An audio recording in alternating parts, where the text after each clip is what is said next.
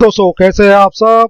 Ship money के इस नए वीडियो में आपका स्वागत है। और आज हम देखेंगे कि डायनेमिक एसेट एलोकेशन फंड्स क्या होते हैं। बैलेंस एडवांटेज फंड में कौन सा फंड आपका नंबर वन निकल के आता है। हम क्या करेंगे क्योंकि इसमें बहुत सारे फंड्स ऐसे हैं जिनका 5 साल ही पूरा हुआ है और कुछ फंड्स ऐसे हैं जिनका 10 साल पूरा हुआ है। तो हम ये देखेंगे कि दो क्राइटेरिया में हम सॉर्ट आउट करते हैं कि 5 साल में से बेस्ट फंड कौन सा है और 10 साल जिनके हुए उसमें से बेस्ट फंड कौन सा है। क्योंकि बहुत सारे फंड्स ऐसे हैं जिनका एयूएम काफी बढ़ चुका है और कुछ फंड ऐसे जिनका एयूएम काफी कम है बट परफॉर्मेंस उन्होंने अच्छा दिया हुआ है। अगर आप नहीं जानते बैलेंस एडवांटेज फंड क्या है या डायनेमिक एसेट एलोकेशन, मतलब ये फंड ऐसे है कि फंड मैनेजर को पूरी छूट दी गई है कि आप आपके जो एसेट एलोकेशन है आप किस तरह से चेंज कर सकते हैं। मार्केट के अकॉर्डिंग आप चेंज कर सकते हो कि आपको लगता है कि अगर इक्विटीज में अच्छा रिटर्न्स बना के दे सकते हो तो आप सारा पैसा ऑलमोस्ट उसमें लगा सकते हो। अगर आपको लग रहा है कि मार्केट अभी डाउन है तो आप डेट में आपका पैसा ट्रांसफर कर सकते हो। तो ये कंटिन्यूअस फंड मैनेजर्स अपने हिसाब से ये सब करते रहते हैं और आपको रिटर्न्स बना के देते हैं। ये फंड्स किसके लिए है? जो फर्स्ट टाइम इन्वेस्टर्स हैं उनको अगर कुछ भी आइडिया नहीं है कि और मार्केट अप एंड डाउन को प्रॉपरली गेज नहीं कर पाएंगे तो उनके लिए फर्स्ट टाइमर्स के लिए बहुत बढ़िया फंड्स है। और जो इन्वेस्टर्स इनको कोई झंझट नहीं चाहिए कि स्मॉल कैप मिड कैप अपना पोर्टफोलियो बनाने की, तो ये एक फंड है कैटेगरी है जिसमें आप पैसा डाल के रखो और आपका इसमें वो पोर्टफोलियो मैनेजर फंड मैनेजर आपका ये सब देखता रहेगा। लंबे समय तक आपको रहना है कोई भी, या आप इक्विटी रिलेटेड फंड्स में जाते हो लंबे समय तक मिनिमम उसको 6 से 7 साल तो तभी आप एक अच्छा रिटर्न की अपेक्षा कर सकते हो। तो हम देख सकते हैं कि यहाँ पे अगर देखेंगे कि 25 फंड्स के करीब कुछ मैंने सॉर्ट आउट करके रखे हुए 25 फंड्स है। और उसमें अगर आप देखेंगे कि 57 करोड़ से लेके 95,000 करोड़ तक का आपका एयूएम लोगों का हो चुका है।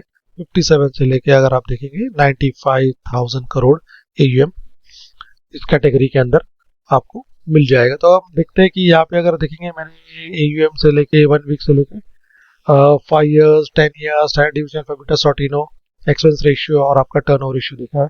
तो आप देखेंगे कुछ फंड्स ऐसे जिनके 2 साल ही पूरे हुए हैं और जिनके 3 साल भी पूरे नहीं हुए, तो उन फंड्स को हम अभी अपने इस क्राइटेरिया से बाहर करते हैं। तो आप देखिए LICMF, महिंद्रा मनुलाइफ और आपका है एनजे का एक फंड है जिसका ये 2 साल ही पूरे, बट 2 साल में इन्होंने अच्छा रिटर्न दिया है। अगर आपके पास ये फंड है तो आप इसके साथ कंटिन्यू कर सकते हैं।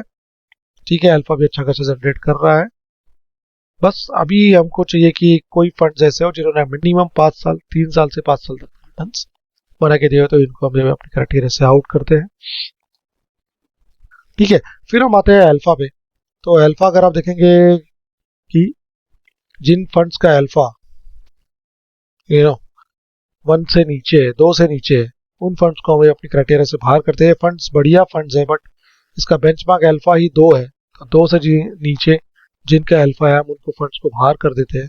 तो अगर आपका फंड इस कैटेगरी में अभी नहीं है तो आपको उसके से फंड से निकलने की जरूरत नहीं। वॉच कीजिए जब तक अल्फा नेगेटिव नहीं जाता। अगर अल्फा जनरेट कर रहा है कोई फंड तो बहुत ठीक ही है, जब तक वो जनरेट नहीं करेगा कुछ टाइम दीजिए, उसके बाद फंड से आपको बाहर निकलना पड़ेगा। तो उसके बाद आते हैं बीटा पे। अगर हम बीटा को सॉर्ट आउट करते हैं स्मॉलेस्ट टू लार्जेस्ट, तो देखिए बीटा 1 के ऊपर जिनका होता है वो फंड रिस्क ज्यादा ले रहे हैं बाकी लोगों के कंपैरिजन में। अगर आप देखेंगे 0.55 सबसे मिनिमम बीटा है और आप देखेंगे 1.1 के बीटा सबसे ज्यादा किसी का है। उसके अंदर 0.94, इसको भी मैंने रेड किया हुआ है क्योंकि आप देख सकते हैं कि 0.55 कहाँ पे है और 0.94, but as of noise criteria में आप जिनका बीटा 1 के ऊपर है उनको हम आउट करते हैं अपने सिलेक्शन से और फिर हम और अपना सॉर्ट आउट करके आ जाते हैं। तो हमको अभी यहाँ पे फंड्स मिल रहे हैं टोटल फंड्स 15-25 में से 10 फंड्स आउट हो चुके हैं।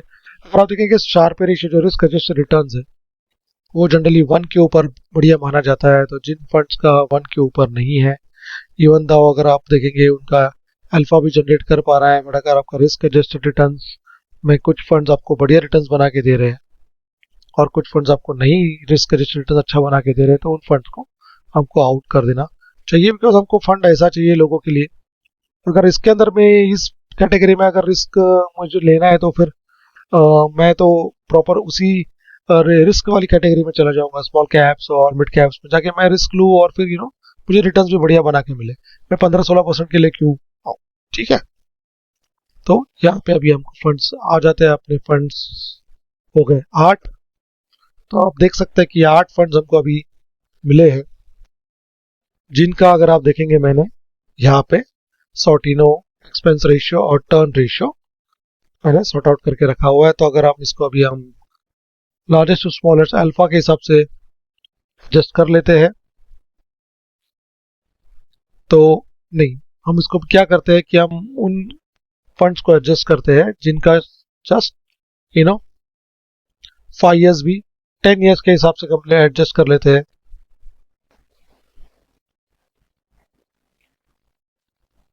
यस, तो देखिए इसमें अगर आप देखेंगे एसबीआई बैलेंस एडवांटेज फंड के 3 साल 5 साल पूरे नहीं हुए, और इसका मेरे पास ये डेटा मेरे को किसी वेबसाइट पे अवेलेबल नहीं मिला। बट अगर आपके पास ये फंड है, 0.68 का एक्सपेंस रेशियो है, अल्फा भी अच्छा खासा है, सारे पैरामीटर्स बढ़िया है, 3 साल ही जस्ट पूरे हुए, 5 साल 10 साल नहीं हुए, आप इस फंड के साथ बने रहिए। इसका ईएम भी काफ़ी बढ़ चुका है, 32,000 है, और रिटर्न्स भी लास्ट 1 year 2 year में अच्छा खासा बना के दिया हुआ है। तो एज ऑफ नाउ इसको मैं अपनी कैटेगरी से बाहर कर रहा हूँ, बट ये फंड बढ़िया है। अगर आपके पास ये फंड है तो आप इसके साथ बने रह सकते हो। तो इसमें से मैं इस फंड को आउट कर रहा हूँ। इसके बाद अगर आप देखेंगे जिन फंड्स का 10 साल पूरा नहीं हुआ है, वो है 3 फंड्स, बड़ौदा बीएनपी या टाटा कोटक। तो इन फंड्स में अगर से आपके पास कोई भी फंड है या आप इन 3 फंड्स के साथ जाना चाहते हैं जिनका यूएम 4,000 से लेके 15,000 करोड़ के 16,000 20,000 करोड़ के आसपास है, और जिनकी 5 साल ही जस्ट पूरे हुए, 10 साल पूरे नहीं हुए, बाकी लोगों के 10 साल पूरे हुए, तो अगर इसमें आप देखेंगे टाटा बैलेंस एडवांटेज फंड 0.35 का एक्सपेंस रेशियो है, सबसे कम 34% का पोर्टफोलियो टर्न रेशियो है, अल्फा सारे पैरामीटर्स बढ़िया है, सॉर्टिनो भी बढ़िया है। तो ये फंड है आपके लिए अगर आप नए वाले किसी फंड के साथ जाना चाहते हो। ठीक है। बाकी दो फंड्स का अगर देखेंगे टर्न रेशियो काफ़ी ऊपर है, इसका सॉर्टिनो भी 1.99 है। वैसे भी इस क्राइटेरिया में बड़ौदा बीएनपी पर फिट नहीं बैठ रहा, क्योंकि सॉर्टी रिस्क एडजस्टेड रिटर्न्स भी मतलब डाउन साइड प्रोटेक्शन इतना बढ़िया नहीं है बाकी फंड्स के हिसाब से, और जबकि कोटक का उससे बेटर है, और बट 284 का टर्न रेशियो दोनों का है। तो मैं कहूँगा कि ये इसमें balance Tata balance advantage fund नए वाले में अगर आपको जाना है तो इसके साथ आप जा सकते हो। तो इसको मैं एज ऑफ नाउ अपने क्राइटेरिया से आउट कर रहा हूँ इन तीनों फंड्स को, और हमको अपने 4 फंड मिल रहे हैं। इसमें अगर आप देखेंगे अल्फा सबसे बढ़िया, balance HDFC balance advantage fund जो सबसे नंबर 1 फंड है। मैं अपने बहुत सारे क्लाइंट्स को यही सजेस्ट करता हूँ कि जिनको risk equities small cap mid cap समझ में नहीं आता है, वहाँ पे जो मार्केट का ऊपर नी डाउन में पोर्टफोलियो ऊपर नीचे काफ़ी होता है, तो आप इस फंड के साथ चले जाइए। तो मैंने बहुत लोगों को ये फंड सजेस्ट करता हूँ मैं, ताकि इसमें जो एक्सपोजर आपको सही तरीके से रहेगा, रिस्क भी आपका एडजस्टेड रहेगा। तो इस फंड के साथ आप जा सकते हो, ये नंबर 1 फंड है एज ऑफ नाउ।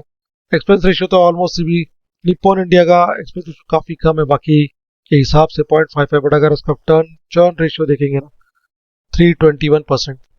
इतना आपका ये करने के बावजूद भी अगर आप 11.5 वाला का अल्फा जनरेट नहीं कर पा रहे हो, यू नो आप नंबर 3 पे हो अल्फा के अंदर, आपका डाउन साइड प्रोटेक्शन भी 3.19 3 के ऊपर भी नहीं है, तो कोई मतलब नहीं है इस फंड में आपको से आपका एक्सपेंस रेशियो ही आपके साथ में।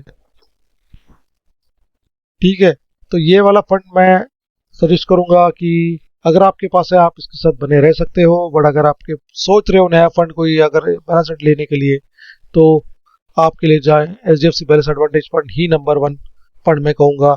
ये फंड को तो मैं बिकॉज ऑफ इसके रेशियो के चक्कर में बाहर कर रहा हूँ, और ये 3 फंड है उसमें से भी अगर आप देखेंगे ये फंड तो काफ़ी नया है, कम एयूएम है, इसके बावजूद भी ये अगर आपको रिटर्न्स बना के नहीं दे रहा है, 82% का चर्न रेशियो है, बट रिटर्न्स आपको बना के नहीं दे रहा है, इतना कम में नहीं बना के दे रहे हैं, और ये देखिए इतना बड़ा एम होने के बावजूद भी आपको रिटर्न्स कंटिन्यूस बना के दे रहा है। तो इस फंड को भी हमको मैं इस फंड को लिए भी सजेस्ट नहीं करूंगा, तो इस फंड को भी मैं एज ऑफ नाउ बाहर कर रहा हूँ।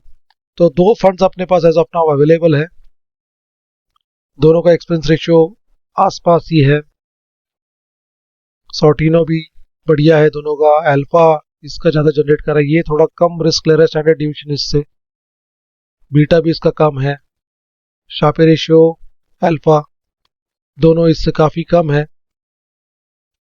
और 29% का टर्न रेशियो है। और रिटर्न्स के मामले में अगर देखेंगे तो रिटर्न्स तो कम ही है, इसका स्टैंडर्ड डिविएशन उतना है, अल्फा भी बढ़िया है। तो स्ट्रेटेजी में भी डिपेंड करता है काफ़ी।